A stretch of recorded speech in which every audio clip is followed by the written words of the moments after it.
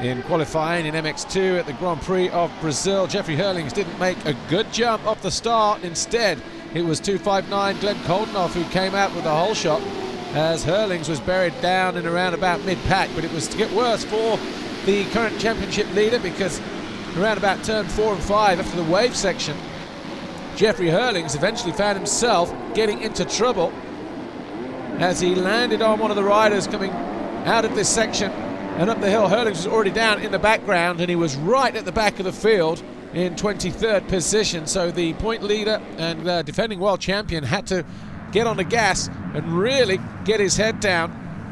But it was Koldenoff who was leading the way up front with the Yamaha of Mel Pocock in second, but he got passed at the end of the first lap by Charlier and then lost a few positions in quick succession. Not first of all by the number 17 of Jose Butron, the Spaniard.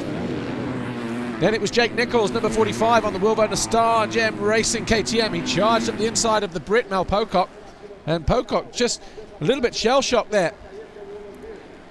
But the 59 of Alex Tonkoff on the Ester Motorsports Honda, he had a good start. He was in second position for the first lap, but on the second lap came under pressure from number 23, Christophe Charlier, who was left a little bit too much room. At the top was Tonkoff, and Charlier went through into second. The Russian Tonkoff went down into third place, and he stayed there actually for a number of laps, around 8 more laps. So it was the guys behind him, Jake Nichols and Jose Butron, and the rest of the guys like Mel Pocock, Dean Ferris, that were really turning on the style and doing their best to charge their way through. But Tonkoff, one of his best starts of the season so far in 2013, was doing a good job. Jake Nichols still trying to find a way through, but as we said, he was no easy customer to overtake, was Alex Tonkoff. Jeffrey Hurlings, meanwhile, found his way up to the back of the riders ahead of him, the likes of number 14, Max Anstey on the Rockstar Energy Suzuki. And Jeffrey Hurlings, once he got up to Max Anstey in 12th place, made a great pass around the outside in the off-cambered section. But he found a way through, and then Anstey charged his way back up the inside, left Hurlings on the deck, and at the second opportunity, Hurlings went through, caught and passed Anstey, and also the 613 of Jimmy Dakotas on the Monster Energy Kawasaki, and then went after Alexandro Lupino and Mel Pocock and Dean Ferris and the rest of the guys as he charged through to an eventual third place in the qualifying race. But it was a hard-fought race, was a 20-minute plus 2-lap affair for Jeffrey Hurlings, and the track in absolute prime condition here at BETO CARRERO. Christophe Charlier having a great ride, a comfortable ride in second on the Monster Energy Yamaha.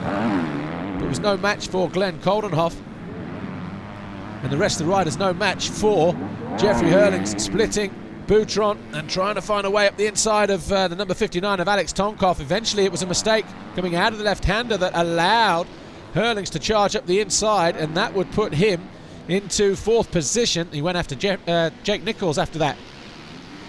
Jake Nichols, number 45, the lead rider in shot here. And this was about 2 laps to go. And then eventually Hurlings went through.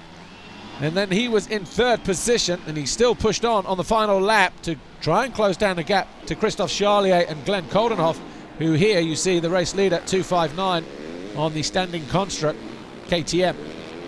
Bottom of the hill, still being chased hard in the closing stages by the 23, the Monster Energy Yamaha of Christophe Charlier.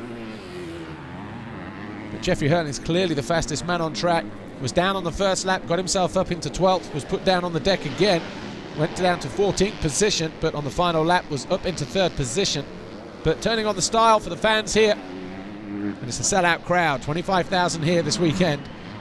Number 259, Glenn Koldenoff, takes the checkered flag and wins the heat race here in Brazil.